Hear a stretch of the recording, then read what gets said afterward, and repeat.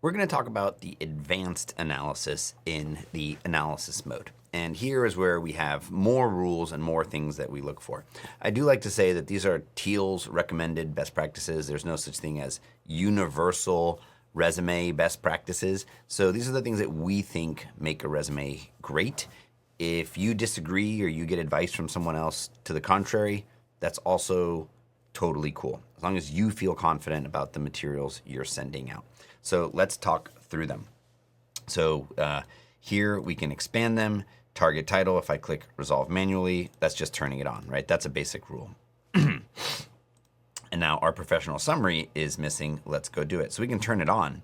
But once we do, we're going to see that our professional summary length is too short. Now that's starting to be some of the advanced rules, and it wants it between 300 and 350 characters. Again, to my point at the beginning, if you disagree with our rule, that's okay. But what you can do is, I would say, err on the side of shorter. Long becomes long to read and problematic. So there's a few ways you can fix it. You can rewrite this one, but if you like this one, the whole benefit is having multiples. So let's add a new professional summary, and I'm going to generate one with AI and see what it comes up with. AI is non-deterministic. We have it told to write within that size, but sometimes it does a little shorter. So I'm going to try another one. And this account is upgraded to Teal Plus. That's why we're seeing these advanced features. And so that's why you can run unlimited times. So this one works for me. It's got my years of experience. Language AI tends not to be that great at math. So I'm going to tell it I have 6 years of experience. You could run it again and see how it does the next time, but we have it in there trying to tell it to always start with a punchy total years of experience so the reader doesn't have to compute that.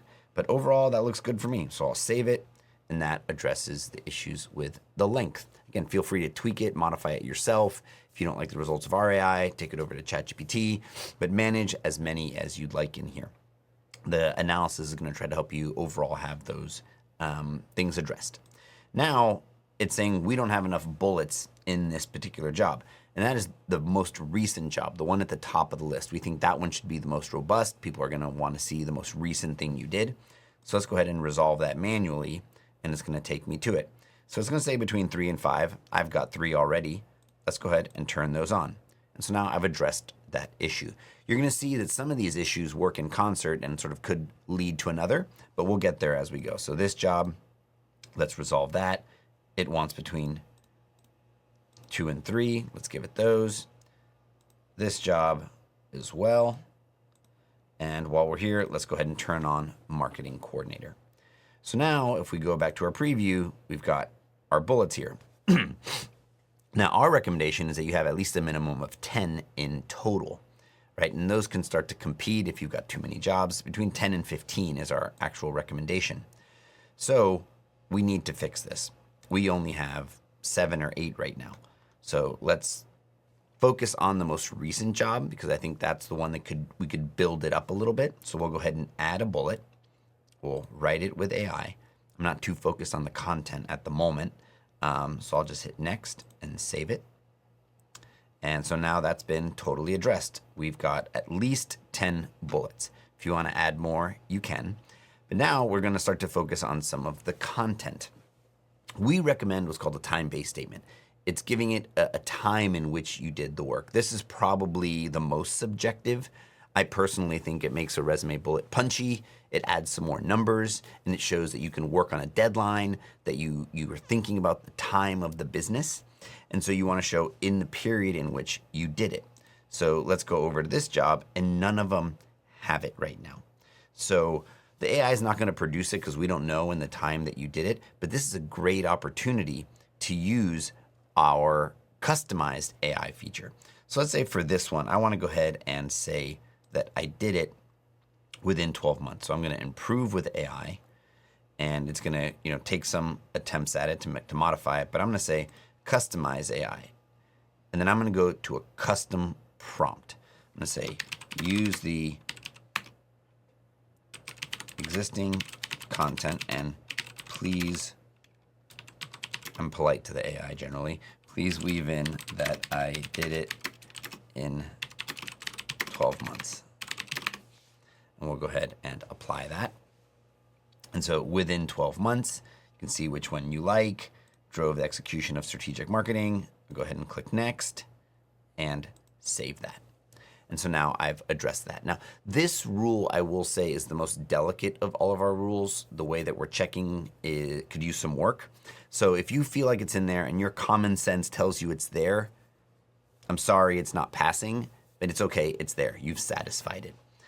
See, it wants it in at least 2 of them. And so we've got one here. And we have it here within 12 months. So it's satisfied. It's failing at the moment.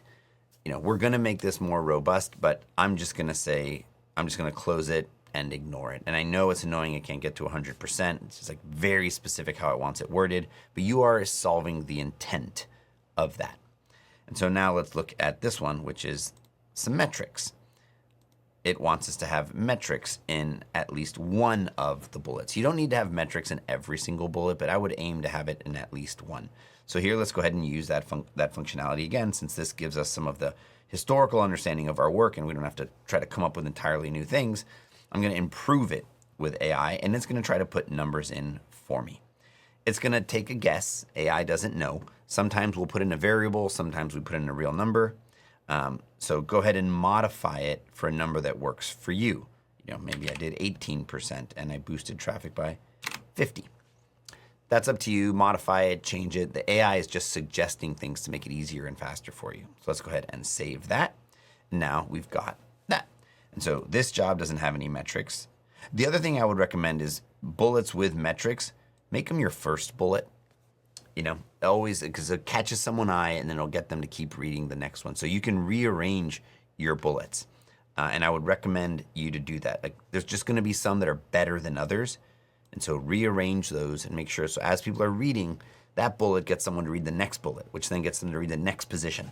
Think about that. Right now, the analysis does not look for that, but those things will be coming. And we can close that up. And so it's just the time base. Like I said, it's the most finicky of the rules. We've got the exact language that's in here. We're going to be making that more robust, so hopefully that'll be a non-issue soon. But that is how you leverage the advanced analysis. You can guide through, you can use the AI. I would highly recommend the custom prompt in the Customize AI, so you can give it specific directions for what you want and not as much of our sort of pre-canned AI prompts that are injected in there. It gives you much more control, and that gives you an ability to address the things that are coming up in the advanced analysis.